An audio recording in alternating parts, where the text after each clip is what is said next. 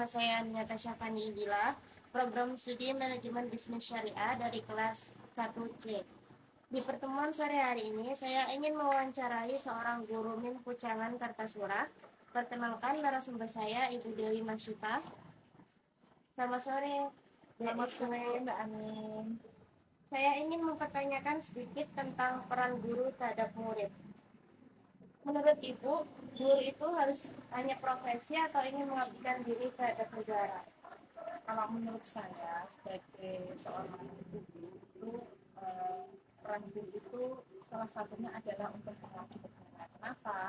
Karena kalau kita sebagai guru hanya profesi, berarti kan kita seolah-olah itu hanya berkeinginan, oh ini adalah profesi saya guru, biar terlihat jadi guru. Itu salah ya. Tapi kalau sebagai guru itu mengabdi negara itu bagaimana kita bisa menjadikan anak-anak yang mulanya itu belum paham menjadi paham, seperti ditunjukkan pada undang-undang pendidikan. Itu adalah membentuk kepribadian siswa yang dahulunya itu belum baik menjadi baik, ataupun yang belum berakhlakul karimah menjadi akhlakul karimah, ataupun dia belum paham menjadi paham. Nah, itu salah satunya kan tujuan dari pendidikan nasional itu.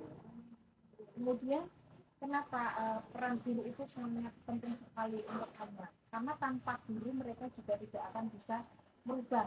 Dia belajar sendiri di rumah itu kadang-kadang anak-anak itu nggak mau nurut. Kalau sama orang tuanya kan bisa gitu, tapi kalau di sekolah itu anak dia itu lebih, maksudnya lebih manut lah gitu ya, lebih bisa cepat paham, cepat paham. Menurut Ibu itu pendidikan di Indonesia apakah sudah cukup dikatakan layak atau masih tahap perbaikan? Jadi menurut Ibu itu kan pendidikan ini kan belum termasuk baik ya dari berbagai negara. Nah itu menurut Ibu ini Indonesia ini udah termasuk pendidikannya udah layak atau masih proses tahapan perbaikan itu tadi? Nah, kalau melihat pendidikan di Indonesia saat ini, sekolah-sekolah itu sangat masih dibingungkan dengan perubahan kurikulum yang selalu berganti ya, yang dulunya kurikulum KPK menjadi KPSP, kemudian menjadi kurikulum 13, kemudian ini sudah berubah lagi menjadi kurikulum merdeka.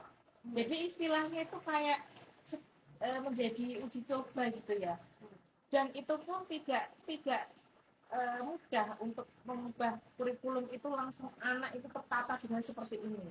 Seperti hal yang kemarin 2013, kurikulum 2013 itu semuanya serba online. Bahkan di situ kalau kita tiba-tiba secara online semua, rapot online, apapun online, itu kan kayak gerakan gitu ya. Kemarin belum paham, belum memahami bagaimana sistemnya, sudah berganti lagi menjadi kurikulum berbeda. Nah, tentunya ini kalau berarti kan kalau seperti ini berarti pemerintah itu menganggap bahwa pendidikan di Indonesia itu belum setingkat maju kayak di pendidikan yang lain ya, karena masih merubah kurikulum permutasi. Tapi kita sekolah itu menyesuaikan, jadi tidak menuntut kok anak itu harus seperti ini seperti itu, enggak. Jadi menyesuaikan dengan satuan pendidikan masing-masing. Seperti menurut Ibu, bagaimana trik yang Ibu terapkan terhadap murid ketika mengajar agar murid bisa memahami pelajaran lebih cepat? Ada beberapa trik, itu bukan pas waktu kita mengajar ya, tapi di waktu awal mengajar kita guru itu harus bisa memberikan trik dari awal ketika baru masuk. Jadi seorang guru itu di situ itu wajahnya gimana, sikapnya gimana, itu diamati siswa ketika datang. Jadi ketika salam itu kita juga harus bisa membangkitkan motivasi. Motivasi apa di situ? Motivasi agar anak itu belajarnya itu semangat. Semangatnya apa ditanya, anak-anak apa kabar hari ini? Mereka jawab, alhamdulillah, luar biasa, Allahu Akbar gitu. Terus kita makin semangat lagi, kok anak-anak kok masih ada yang diam, terus dicari, mana semangatmu? Nah, ini semangatmu, mana hebatmu, ini hebatku gitu. Jadi anak-anak sudah siap untuk belajar hari ini, siapkan buku semuanya. Nah, ketika di situ itu Mas, walaupun guru sudah memberikan trik-trik semangat dan motivasi di awal, itu masih ada anak yang belum mengeluarkan buku paket ataupun buku tulis. Ada anak yang seperti itu. Nah, guru di situ, trik-trik yang pertama itu kita bangkitkan dulu anak yang tadi tidak memperhatikan, sudah diberi semangat tapi kok anaknya masih loyo nggak mau mengeluarkan buku. Pertanyaannya juga harus dengan halus. Kalau anak-anak itu biasanya anak-anak SDNI itu dengan suara yang keras dia nggak mau, tapi dengan kata-kata yang bijak atau sayang ya kepada anak. Nah, kenapa kamu kok tidak mengeluarkan buku? Jadinya harus mestinya dikeluarkan dulu sayang. Nah, bagus gitu. Harus dengan kata-kata yang seperti itu. Kalau kita kenapa bukunya nggak dikeluarkan? Gitu langsung dia malah kayak kabur. Nah, kemudian pas waktu pembelajaran itu kan biasanya trik-triknya itu saya itu mengulang pelajaran yang lalu dulu biar mereka itu tidak ketinggalan dengan pelajaran yang sebelumnya. Jadi sebelum ke materi ini saya tanyakan pembelajaran yang lalu dulu, saya ulang sedikit. Oh berarti kemarin itu anak-anak sudah paham. Kalau yang kemarin kok ditanyakan dia tidak paham, berarti kan anak belum paham. Maka kita harus berhenti dulu, jangan ke materi yang baru.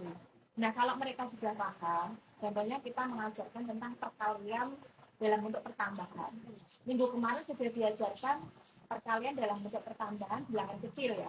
Terus ini minggu ini perkalian pertambahan dalam dari sambil sholat. Nah, itu sholatnya batal, nggak boleh. Kemudian kok mau sholat kok pipis dulu nggak wudhu, itu berarti batal. Jadi harus konkret di situ gitu loh. Kalau kita mengacu pada buku seperti ini, anak nggak mau memperhatikan. Misalnya dia nggak dengar apa sih tadi arti adzan iqomah. Kalau cuma adzan adalah ini, iqomah adalah ini, anak nggak mau. Harus gurunya itu harus bisa menjabarkan, menjelaskan agar anak itu bisa paham. Gitu. Terima kasih atas informasi yang Ibu Dewi Masyita berikan. Semoga dapat bermanfaat bagi kita semua. Assalamualaikum warahmatullahi wabarakatuh.